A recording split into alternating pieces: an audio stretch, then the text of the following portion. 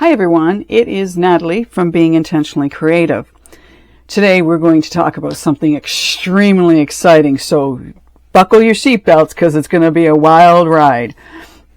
Now you may be wondering about some of the things I've got sitting here on my table. One of the really important things for me when I'm working with resin or with resin-crete or a product that's like a clay material, sometimes your pieces are going to have sharp edges to them. And for myself, I don't like sharp edges. I want to have things clean and nothing that could hurt somebody when they buy my product. So I have, over the last year or year and a half, have accumulated a few different things that I use when it comes to sanding. Because, as I say, it's an important part of what I do.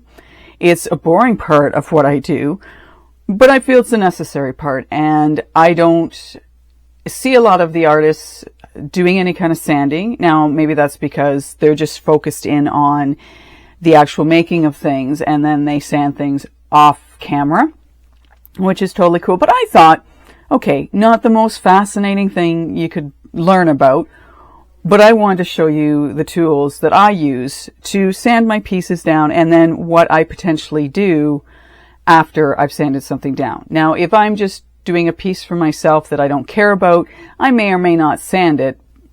However, if I sand it and then I fix up whatever issues I've got to fix up, it's a practice for me and it helps me get better working on client pieces. So let's go through some of these funky little tools, and I have a couple of pieces here that I've already sanded down that I want you to see. And it may seem odd to you, some of the pieces I have, but I'm going to explain why I have them. Obviously, one of the things you're going to want when you're sanding, sandpaper, correct? And I have got a variety of different grits of sandpaper that I use. And one of the things that I found really interesting, and I'm not sure if I'd seen it on a video or not, but is using nail files that you would use on your nails. And what I found is that with some pieces, you can work with this really easily. It's not a big deal. You put the piece on, you sand it down, and perfect. But what about those pieces you have, like I did yesterday, that has these little grooves in it? You're not going to get one of these in that little groove, and even this is not going to work in those little grooves. That's totally cool, because then I use nail files like this that we use for our nails, and I'm trying to make sure I stay on camera. Oh, the joys of videotaping. And then I can get it in to these little grooves, which is great. I also have this tiny set, and I call them tiny because they are, of nail files. Or I shouldn't say, they're files, period, end of story. And they come in a number of different shapes. This one's round, this one's flat. I have some that are curved, like this one. But what I love about these pieces is they get in to those tiny spots,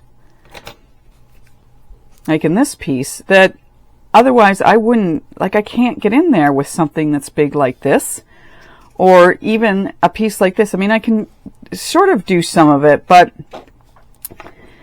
this nail file and these files really do work extremely well, and spending the money on them was well worth it because I'm not frustrated trying to sand something that's small. I have a variety of different, so we, don't knock off one of, when I say knock off, like don't discredit something like this, because you'll find stuff like this comes in very handy. And it's interesting because with this one, it's got where you go 1, 2, 3, like you can, it's meant for nails, obviously, so they're giving you all the different grits on this, which is great if you want to use it. Again, I like these because they're flat and I can just put my piece on top and sand it. So I would actually put it down on the table and then sand. And then I know I'm getting a relatively flush edge or smoothness to this. And one of the things, if you'll notice on here, is that you can see where I've sanded more and where it isn't quite level yet. So some of these are great, and I've got one. Actually, I probably have a couple of them. They're even thicker and they're more dense, so I am getting a better and flatter surface on them. So something to keep in mind. I usually make sure for pieces like this, I have them laying flat on my table when I sand. Now, I also recently got this sandpaper, and it is a wet dry sandpaper. Haven't used it yet, but it is useful for some of the pieces that I work on as well. I don't always use it, but every once in a while for some of the pieces I will. So we'll just put that aside. We'll kind of get rid of some of these things that I've shown you. Now, one of the other things, and you may find this kind of interesting too, and we're going to put this together at the end. It's a cool little sleigh that I made. A paintbrush. Now, you may be wondering, why the heck would she ever want a paintbrush? However, interestingly enough, the grooves in this sandpaper, I mean, they get dust in them, correct? And so I use this, or I have an even bigger brush, paintbrush, that I use to clean this out. So I will just take, depending on what I'm working on, especially with the Resin-Crete product, because it gets into the grooves of this. So what I do is I just take this and I brush it off. And I do that, and it's especially important to me that I do it because not all my pieces are the same color. So I don't want to do this piece that's gray and then pick up a piece that's, say, a light color, pink, white, and go over top, because that's going to end up on the bottom, and then I have more cleaning to do. So all I do is I take my paintbrush and I just brush this off. Now, the other cool tool I have, which people may think, well, why would you ever use this, are wet wipes. Not only do I use these to wipe off my hands, but more specifically with the Resin-Crete than when I'm working with the resin pieces, is I take one of these, and we'll just demonstrate because my hands are going to have some dust on them when we're done. And I buy these in bulk. I take this, I lay it on the table, okay, and I'm going to demonstrate for you. When I'm sanding these, this is a really fine dust, and I'm only going to do a little bit, but you'll find that if you get the granules, and I'm not probably going to get many, and it's gray, so you're not going to see it, but they go onto the wet wipe, they don't get onto my table, and they stick to this. So I can do this, and it makes for an easy cleanup. So I'll just clean this off with my trusty little paintbrush, put it onto there, and I do bang on these because sometimes that knocks dust off as well, so you're not left with anything behind. And it ends up on here, and then I wrap that up, throw it out, and I'm done. And then I'll just wipe down my table when I'm all done what I'm doing. So that's really cool to do that. And it works even better with the more coarse grit sandpaper that you have. And again, I just knock, and then I use my brush. And this gets in, like the paintbrush gets into those little grooves and cleans most of it out. It won't get all of it out, but it gets enough of it out. So yeah, you can go on to the next piece, no problem. So we'll put our sand blocks and whatnot away. We've got our paintbrush now. We know what we're using that for. We've got our wet wipe. And again, you don't have to do this if you don't want to, but I'm recommending it because it makes for an easier cleanup. The next one I'm going to go on to is the face mask. Now, when we were going through COVID, I was visiting my mom in a long-term care facility, and we had to wear these when we went in to see. So I have all kinds of these. I got rid of some of them, but I thought there's a really good purpose for these when you're working around dust. Now, you get very fine dust when you're working with the Resin-Crete. So I use this to protect my lungs. I wear this whenever I'm sanding, or I shouldn't say all the time, but there's a majority of time, and when I know I'm going to have a lot of dust flying around, I put this on. and I feel better having it on. Some people may not wear it, but it's something about those fine dust molecules that I don't want getting, into my lungs. So I put one of these on. It's got the metal in it, so I can curve it around my nose, and I just feel better using it. So I'm going to recommend these, but again, your choice what you do. So we have the wet wipe, and we've gone over the files that I use, and I have, oops, go down, quite a few of them. And yeah, so that's it. I have all kinds of different flat sandpapers as well that I use. Now, I'll get to that piece last. The Dremel. So I also have a Dremel that I use. I actually have two of them. One I have out in my garage that I use in the summertime. And I use it because I am not always good at getting straight down when I'm drilling holes. So I have it in a stand now.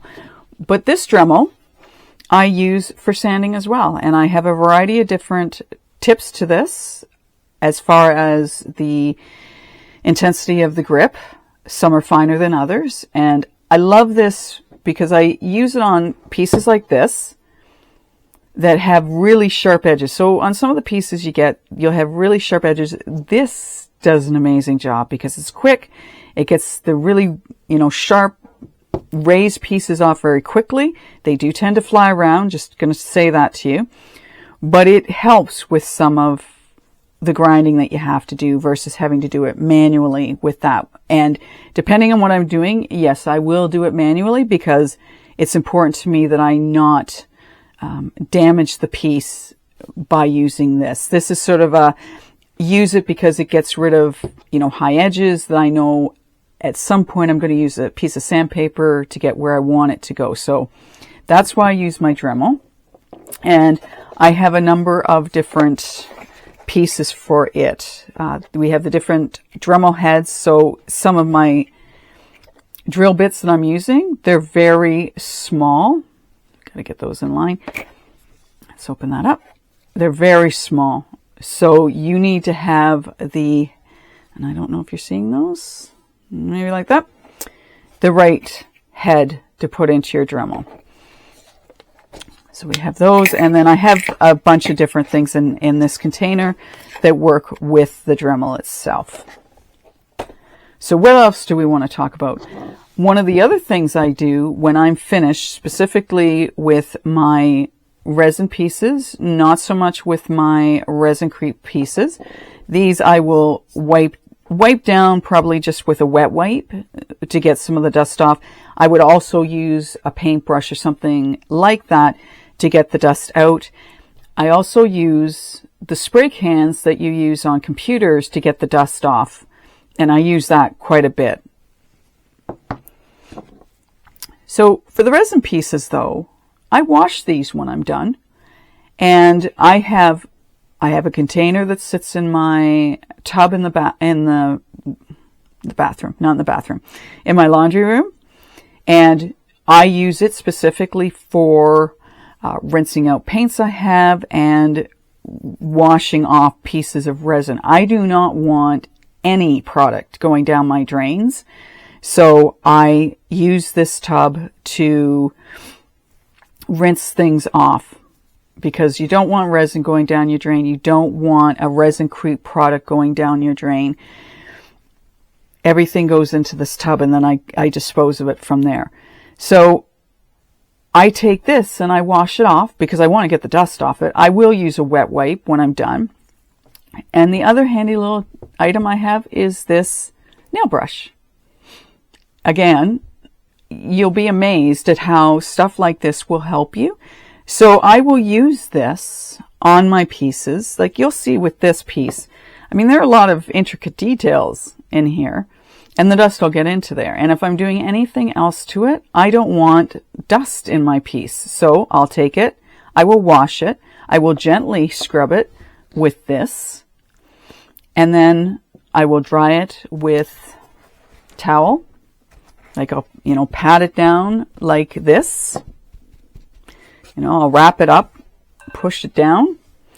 Well, I am back. I had a battery die. I had to plug it in for 4 hours. Now we're back to finish our video. We were talking about this brush and how I use it on my resin pieces specifically, not my resin-crete items, to clean the dust off if I've done some sanding on it. And I do the front and the back.